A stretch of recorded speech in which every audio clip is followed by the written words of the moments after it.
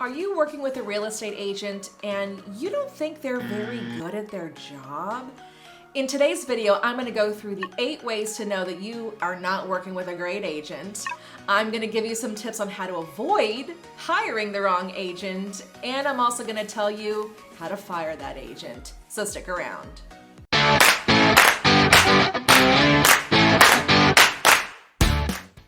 Hey everyone, this is Danae Hewitt, your go-to DFW Realtor with Brico Realty Services. Let's get into the 8 ways to know that you are not working with a great agent. The first way is they have terrible communication. Your real estate agent should be very easy to get a hold of. Your text, your emails, your phone calls, voicemails, they should be returned in a timely fashion. If your real estate agent has set some parameters for you of when their office hours are, then of course try to be respectful of that. But if you are contacting them during their set office hours and they're not getting back to you until the next day or the day after, that's a red flag that you should be hiring somebody else. The second way to know that you are not working with a great agent is they are not setting expectations for you on the home buying or the home selling process. Your agent should be telling you, this is the step that we're in right now, and this is the next 2 steps that are down the line. You should not be surprised by anything in the transaction process. Of course, your agents can't anticipate absolutely everything that will happen with the buyer's agent or the other listing agent, but there is a step-by-step process to get your home bought or sold, and you should know what those steps are. The next way to know that you're not working with a great agent is they lack some confidence and they lack some leadership skills. If you just kind of feel like they're a little wishy-washy on certain things, on answering questions, on what's happening next, and you kind of just don't really understand what they're saying or what they're telling you, then you're probably not working with someone who's really great at communicating, not only with you, but with the other agent on the home that you're buying or selling. If you're not getting that clear communication with them, then imagine what's happening on the other end of the transaction. The fourth way to know is they are pressuring you to buy a house that you either can't afford or that you really just don't like. If you're feeling that pressure to invest and to make the most expensive purchase probably of your lifetime, then take a step back and tell your agent that. Your agent should not be pressuring you in any financial way to move forward with a house. The 5th way is poor negotiation skills. If you are listing your home, ask your agent how they handle multiple offer situations, how they handle counter offers. Do they just pass the buck over to their clients and tell them to make a decision? Or do they give you some advice and some opinions on what you should and shouldn't do if you do receive a counter offer? And then also on the flip side, if you are buying a home with that agent, they should have a couple of ideas on how to write a very strategic offer that will win you that house if you guys are in multiple offer situations. If your agent doesn't have any idea on how to successfully sell your house and negotiate contracts to get you to win that house, then you're probably working with the wrong agent and you should look into hiring another one. The 6th way is they are late to appointments with you. If you guys have a phone call scheduled and they're running late or they're late to showings, then they're not being really respectful of your time. I understand things happen, but if this is a habitual thing with you, then imagine what's happening on the other end of the transaction. Our contracts have deadlines that we have to meet.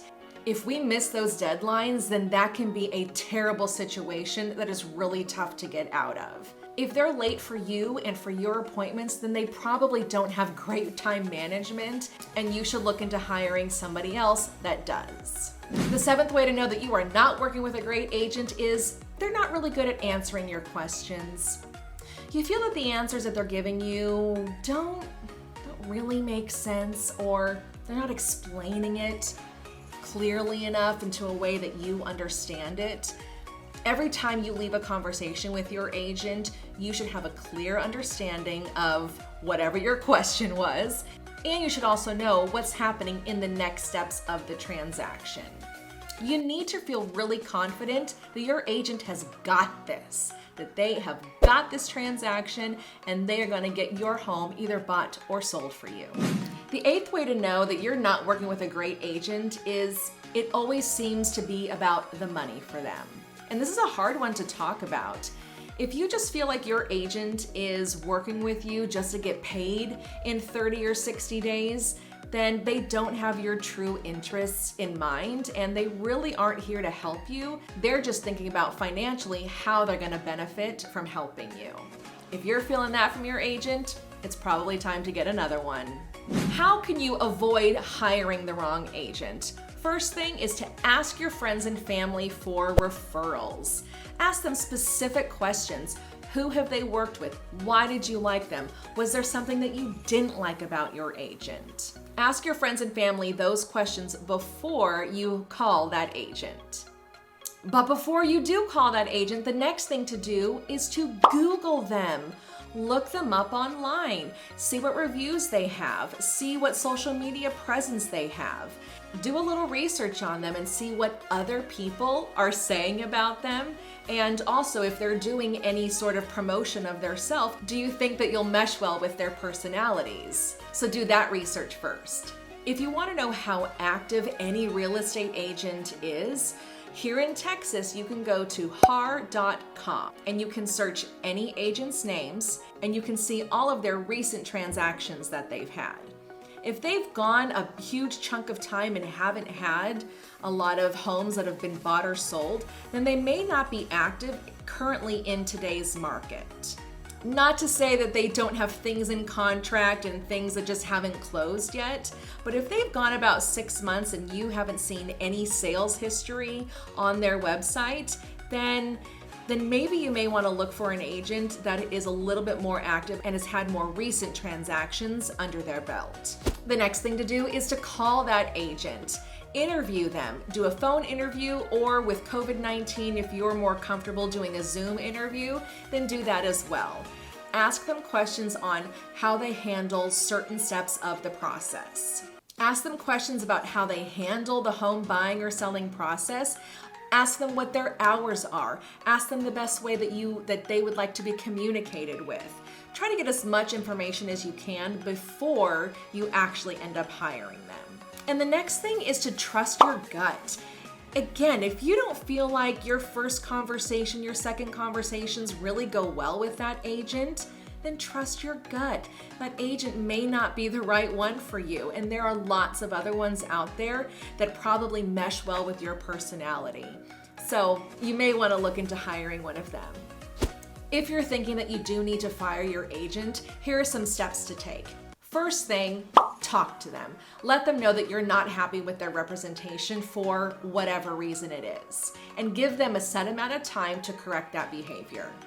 If that behavior doesn't get corrected, then if you want, go to their broker and let their broker know this is why you're not happy with them, you've had this conversation with them, and then nothing has changed. If after that point, nothing has changed again, then you should be firing them. So how to do that?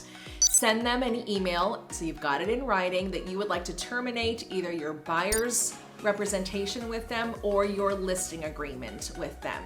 And ask them to send you the buyer's termination and the listing termination, depending on whether they're helping you buy or sell. Or if they're helping you do both, then they need to send you both copies of those agreements. They should fill out those agreements and then send them to you electronically to sign. Once both parties have signed that agreement, then your representation by them has been terminated. Before you think, okay, I'm free and clear, I've signed everything to terminate my relationship with them, go back to your contracts that you originally signed with them and look for something called the protection period. This is a negotiated number of days after the contract has been terminated, that if for some reason a buyer does come to the house and want to purchase it, then if they're within that X number of days and they get a contract, then that agent is still protected in that original contract to receive a commission if that home does sell with this buyer. So again, check out that protection period to see how long it is and make sure that you are outside of that protection period before you hire another agent. If you feel like your agent has done something unethical, illegal, and has violated the Real Estate Licensing Act or the Texas Real Estate Commission rules, then you can file a complaint against them. Whatever state you're in, just Google filing a complaint against a real estate agent in this state, and you'll see a website that will come up on what to do to file a complaint and what documents you'll need to provide in order to prove your case. I hope today's video helped you decide which agent to hire. If you've got any other suggestions, leave them in the comments below. And stick around for this video right here. Have a great day, everyone.